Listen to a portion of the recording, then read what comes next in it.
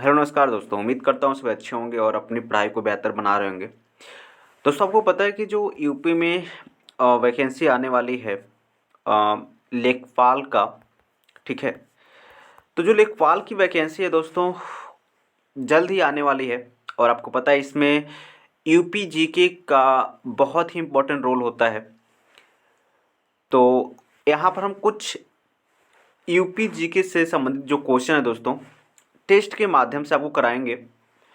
अगर दोस्तों आप किसी भी गवर्नमेंट एग्ज़ाम की तैयारी कर रहे हैं तो उससे रिलेटेड हम जो मैथ है दोस्तों, अगर मैथ उसमें पूछे जाते हैं तो मैथ के सारे क्वेश्चन दोस्तों हम कराते हैं। और उसके लिए मैंने एक प्लेलिस्ट बना रखा है दोस्तों, आप चैनल पर जा सकते हैं और वहाँ से कोई भी मतलब टॉपिक है दोस्तों जिसमें आपको प्रॉब्लम है, उस पूरे टॉपिक का वीडियो वहाँ पर पड़ा हुआ है, आप जा करके देख सकते हैं। तो दोस्तों आज हम जो लिए हैं वो स्पेशली यूपी के बच्चों के लिए है। और जियो मैथ से सॉरी, जो आपके लेखपाल के क्या करते हैं, लेखपाल की तैयारी कर रहे हैं, तो स्पेशली इन लोगों के लिए है, ठीक है, लेखपाल वालों के लिए होगी। और यहाँ पर हम सिर्फ जो यूपी जीके है वहाँ से कुछ क्वेश्चन उठाए हैं और ये मेरा इसका पहला वीडियो है। उम्मीद करता हूँ दोस्तों ये वीडियो आपको पसंद आने वाला है। चलिए स्टार्ट करते हैं दोस्तों। अगर बात करें पहले क्वेश्चन की, तो जो पहला क्वेश्चन क्या है, उत्तर प्रदेश का भारत के चावल उत्पादन राज्यों में कौन सा स्थान है। दोस्तों अगर बात करें उत्तर प्रदेश का, तो जो भारत के चावल उत्पादन करने वाले राज्यों में इसका वैसे तो स्थान आता है दोस्तों दूसरा नंबर। यानी सबसे अधिक चावल उत्पादन करने वाले राज्यों में जो उत्तर प्रदेश का स्थान है वो क्या है, दूसरा है। उससे पहले कुछ चीज़ें और हम समझ लेते हैं दोस्तों। अगर बात करें उत्तर प्रदेश में, तो उत्तर प्रदेश की जितनी भूमि है उसका 22% भाग कृषि योग्य है। यानी 22% भाग पर क्या होता है, कृषि होता है। अगर बात करें दोस्तों उत्तर प्रदेश जो भारत की बात करें, तो भारत में जितना खाद्यान्न का उत्पादन होता है उसमें 21% भाग का जो योगदान है वो यूपी का ही है। यानी यूपी जो है 21% खाद्यान्न का उत्पादन करता है पूरे भारत में। दोस्तों इसके बाद एक चीज़ और बता दें आपको कि जो उत्तर प्रदेश है, ठीक है, इसमें जो कृषि द्वारा जो लगभग ज़्यादातर लोग यहाँ पर कृषि पे ही डिपेंड है दोस्तों। यानी 68% जो आय है दोस्तों उस कृषि से होता है। तो कुछ ये महत्वपूर्ण चीज़ें हैं दोस्तों जो आपको याद होनी चाहिए। यानी उत्तर प्रदेश में जो कृषि योग्य भूमि कितनी है, 22% है। खाद्यान्न उत्पादन में जो योगदान है उत्तर प्रदेश का वो कितना है, 21% है। और जो 68% है दोस्तों उत्तर प्रदेश में आय किससे होता है, कृषि से होता है। उत्तर प्रदेश में जो मिट्टी पाई जाती है दोस्तों, क्योंकि आपको पता है इसमें जो या एक लाल मिट्टी पाई जाती है और एक काली मिट्टी पाई जाती है। तो लाल और काली दोनों मिट्टी कहाँ पाई जाती है, उत्तर प्रदेश में पाई जाती है। उसके बाद बात करते हैं दोस्तों कि कौन जो वो राज्य है दोस्तों, यानी अगर सेकेंड पे क्या है, आपका उत्तर प्रदेश है यानी चावल उत्पादन में। तो फर्स्ट पे कौन है दोस्तों, तो फर्स्ट पे आपको याद रखना है, फर्स्ट पर है पश्चिम बंगाल। क्या है, पश्चिम बंगाल है दोस्तों, वो जो है फर्स्ट पर है। सेकेंड पे आपका हो गया यूपी हो गया। थर्ड पे अगर बात करें दोस्तों तो आंध्र प्रदेश हो गया। और अगर फोर्थ की बात करें दोस्तों तो फोर्थ पे आपका आ जाएगा पंजाब आ जाएगा। तो चार जो राज्य हैं दोस्तों जिसमें चावल का उत्पादन बहुत ही अधिक मात्रा में होता है। तो उम्मीद करता हूँ ये चीज़ें आपको याद रहेंगी और आपको ये चीज़ें बेहतर लगेंगी। चलिए ठीक है दोस्तों, आगे चलते हैं, फिर अगले क्वेश्चन को देखते हैं कि अगला क्वेश्चन क्या कह रहा है। अगर बात करें अगले क्वेश्चन की, तो यहाँ पर देखें, कहा जा रहा है कि उत्तर प्रदेश में किस मौसम में सरसों की उपज की जाती है। तो देखिए अगर बात करें, आपके जो फसल होते हैं, तीन तरह के फसल होते हैं दोस्तों। एक होता है खरीफ का फसल, एक होता है आपका रबी का फसल, और एक होता है आपका जायद का फसल। ये तीन तरह के फसल पाए जाते हैं दोस्तों।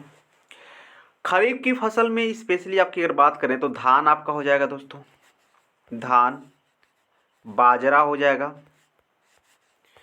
बाजरा हो जाएगा आपका। उसके बाद दोस्तों मूंगफली हो गई, ये जो है दोस्तों खरीफ के फसल में आते हैं, ठीक है। और अगर बात करें रबी की फसल में दोस्तों, तो रबी की फसल में जो चीज़ें आती हैं, इसमें मान लीजिए आपका जो हो गया गेहूँ हो गया,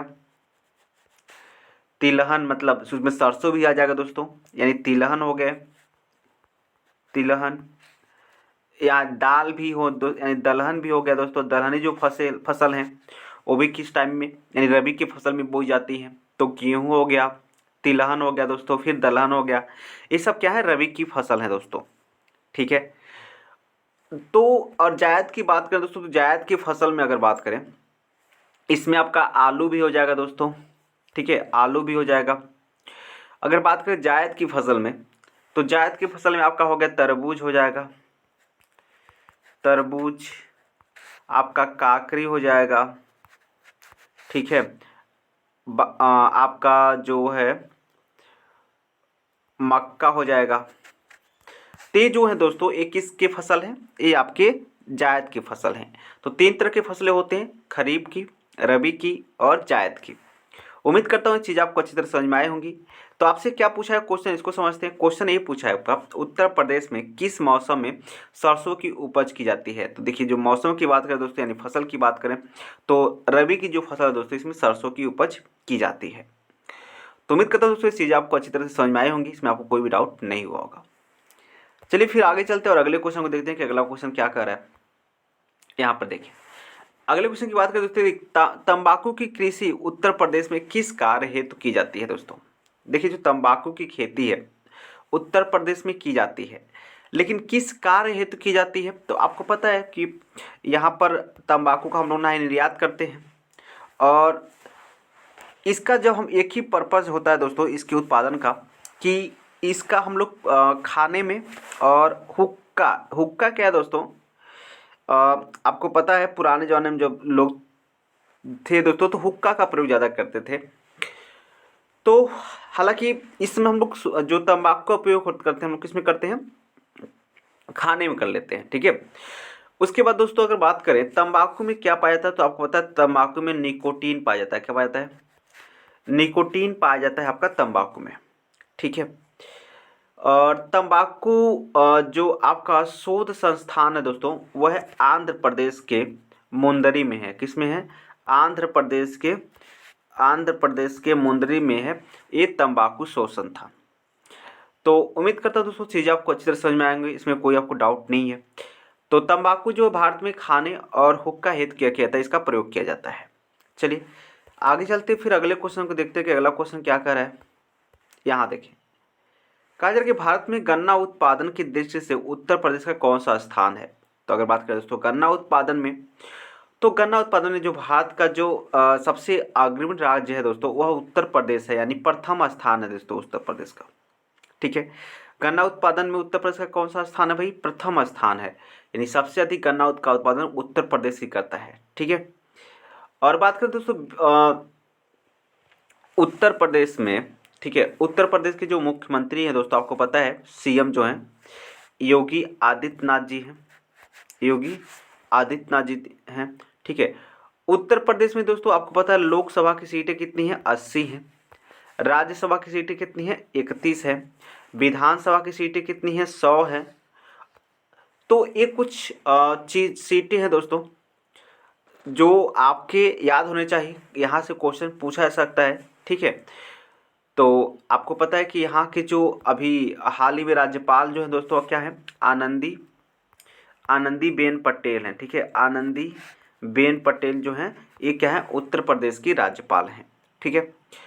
तो उम्मीद करता हूँ दोस्तों इस आपको ये क्वेश्चन समझ में आए होंगे और इसमें आपको कोई भी डाउट नहीं हुआ होगा। चलिए फिर आगे चलते हैं और अगले क्वेश्चन को देखते हैं, अगला क्वेश्चन क्या कर रहा है। देखिए कहा जा रहा है कि उत्तर प्रदेश में सर्वाधिक सिंचाई निम्न में से किस साधन द्वारा की जाती है। तो देखिए जो उत्तर प्रदेश में सर्वाधिक सिंचाई है दोस्तों, वह की जाती है कुएं और नलकूप द्वारा की जाती है, ठीक है। कुएं और नलकूप द्वारा उत्तर प्रदेश में सर्वाधिक सिंचाई की जाती है, ठीक है। तो इसे भी आप याद रखेंगे, इसमें आपको कुछ करना नहीं दोस्तों, बस इसको याद रखना है कि सिंचाई का सबसे अच्छा साधन यानी सबसे अधिक सिंचाई कुएं और नलकूप द्वारा की जाती है उत्तर प्रदेश में, ठीक है। चलिए आगे चलते हैं और अगले क्वेश्चन को देखते हैं। अगला क्वेश्चन देखेंगे दोस्तों। देखिए कहा जा रहा है कि उत्तर प्रदेश में एक गोकुल बैराज का निर्माण कब प्रारंभ किया गया था। देखिए उत्तर प्रदेश में क्या है, गोकुल बैराज है, ठीक है। और आपसे पूछा गया कि इसका निर्माण कब किया गया था। देखिए जो गोकुल बैराज है दोस्तों, इसका निर्माण किया गया है यमुना नदी पर। किस नदी पे भाई, यमुना नदी पर किया गया है इसका निर्माण। और यह मथुरा से गोकुल को जोड़ता है, ठीक है। मथुरा और गोकुल के मध्य है, मथुरा और गोकुल के मध्य है आपका जो आपका गोकुल बैराज, ठीक है। मथुरा और गोकुल के मध्य में है, ठीक है। और बात करें दोस्तों इसका निर्माण कब हुआ था, तो इसका निर्माण हुआ था दिसंबर 1990 में। कब, दिसंबर 1990 में क्या हुआ था, इसका निर्माण हुआ था। तो उम्मीद करता हूँ दोस्तों ये चीज़ आपको समझ में आए होंगे, और ये चीज़ें आप इम्पॉर्टेंट है, इसको आपको याद रखने ही भी होंगे, ठीक है। चलिए फिर आगे चलते हैं और अगले क्वेश्चन देखते हैं। अगला क्वेश्चन क्या कर रहा है, कहा जा रहा है कि उत्तर प्रदेश के वाराणसी जिले में कौन सा अभयारण्य स्थित है। देखिए जो कुछ यहाँ पर देखिए अभयारण्य है दोस्तों जो आपको याद होने चाहिए। बात करें दोस्तों यहाँ पर हम कुछ अभयारण्य की बात करें, अगर यहाँ देखिए उत्तर प्रदेश, सबसे पहले जो क्वेश्चन कहा जा रहा है दोस्तों, ठीक है, क्वेश्चन देखेंगे। क्वेश्चन कहा जाए उत्तर प्रदेश के किस जिले में कौन सा अभयारण्य है दोस्तों। अगर बात करें दोस्तों तो इसका जो राइट आंसर हो जाएगा, ठीक है, यह वाराणसी जिले में दोस्तों चंद्रप्रभा जो है, ठीक है, ये राष्ट्रीय उद्यान कहाँ पर है, वाराणसी जिले में है, ठीक है। बात करें दोस्तों इसके बहुत सारे अन्य जो अभयारण्य है उसकी भी बात कर लेते हैं हम लोग। एक आपका अभयारण्य है नवाबगंज, नवाबगंज जो अभयारण्य दोस्तों, ठीक है, नवाबगंज अभयारण्य, ये आपका है उन्नाव में। कहाँ पर है, उन्नाव में है आपका नवाबगंज अभयारण्य, ठीक है। एक और दोस्तों अभयारण्य है दोस्तों जिसका नाम है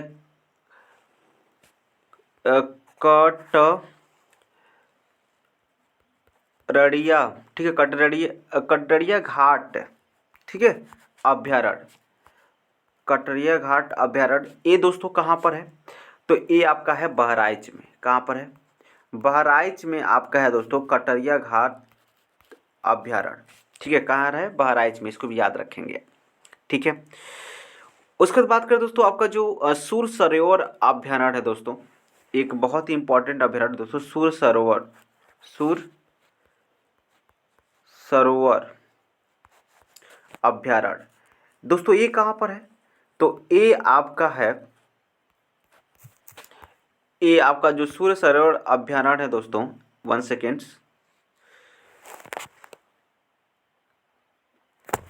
ये आपका आगरा में है। कहाँ पर है, आगरा में है सुर सरोवर अभयारण्य, ठीक है, याद रखिएगा आगरा में है। एक है दोस्तों, ये कुछ महत्वपूर्ण अभयारण्य दोस्तों जो आपको याद होने चाहिए। बात ये देखिए, महावीर अभयारण्य, हस्तिनापुर अभयारण्य और कैमूर अभयारण्य, ये सब यूपी के ही अभयारण्य हैं, ठीक है। तो जो इम्पोर्टेंट था दोस्तों हमने आपको बता दिया, और उम्मीद करता हूँ दोस्तों आप इसको अच्छी तरह से याद कर पाएंगे, ठीक है। चलिए फिर आगे चलते हैं और अगले क्वेश्चन देखते हैं कि अगला क्वेश्चन क्या कह रहा है। यहाँ पर देखिए कहा जा रहा है कि उत्तर प्रदेश का जो बुंदेलखंड विश्वविद्यालय है वो कहाँ पर स्थित है।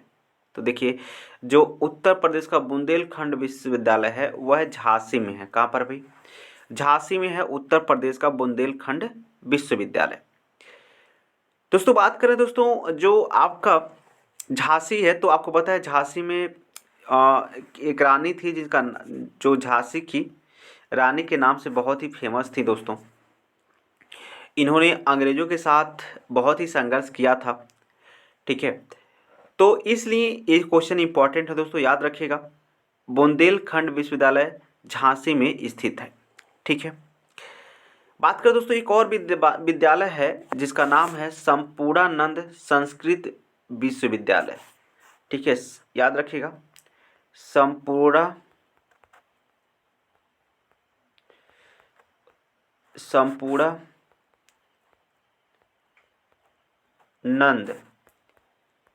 संस्कृत विश्वविद्यालय,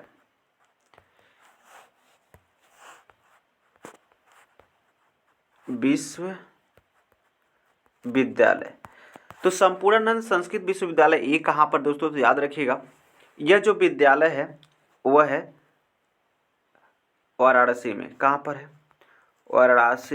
वाराणसी में है आपका ये विद्यालय, ठीक है। याद रखिएगा संपूर्णानंद संस्कृत विश्वविद्यालय वाराणसी में है। और जो उत्तर प्रदेश में बुंदेलखंड विश्वविद्यालय है वो कहाँ पर है? झांसी में है, ठीक है। तो उम्मीद करता हूँ दोस्तों ये क्वेश्चन भी आपको अच्छा लगा होगा।